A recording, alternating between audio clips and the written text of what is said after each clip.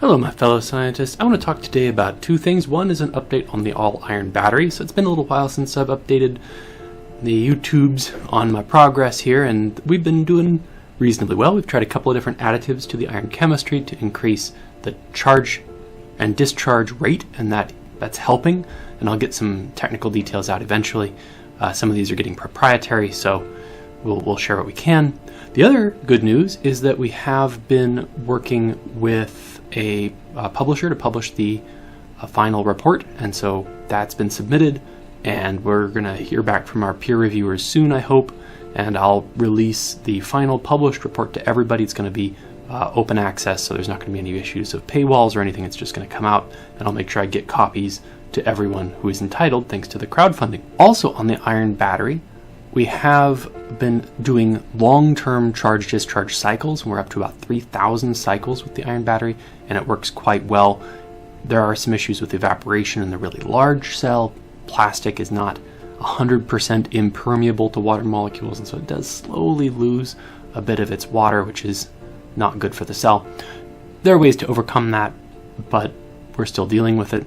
But in terms of the chemistry itself, it's really, really repeatable, and it can be charged and discharged many, many times. So that's exciting. In other news, totally unrelated, today I saw an interview with Neil Gaiman and Tim Ferriss, and I caught a little bit, just a little snippet out of this. And Neil Gaiman says George R. R. Martin compares two kinds of writers. There are architects and there are gardeners.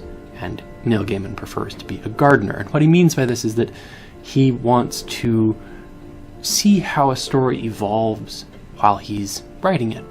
And he might have a bit of a plan, but in the end he has to allow for accidents and for the natural growth of the work as he performs it, trims and prunes when he's done. All of this reminds me of the 7 Habits of Highly Effective People. Now the author talks about what he calls the first creation and the second creation.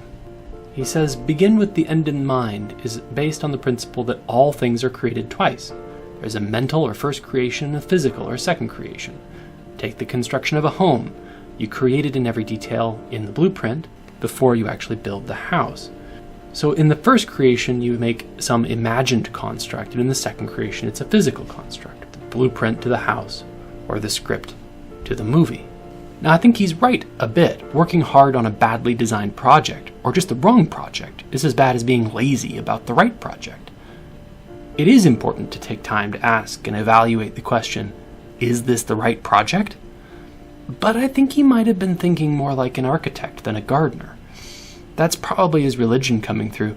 I have a really hard time reconciling my appreciation of his ideas with the facts of his religion. But the point is that some creativity doesn't follow the blueprint. Sometimes it's more like gardening.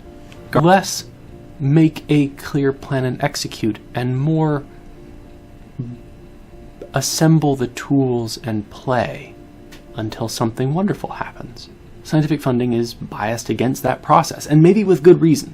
A good plan and for instance, a clinical trial plan where you have very clear objectives and very clear milestones and statistical metrics that must be met to continue with the trial. This is a great way to do science for that kind of science. But maybe for other kinds of science, that's not the best way.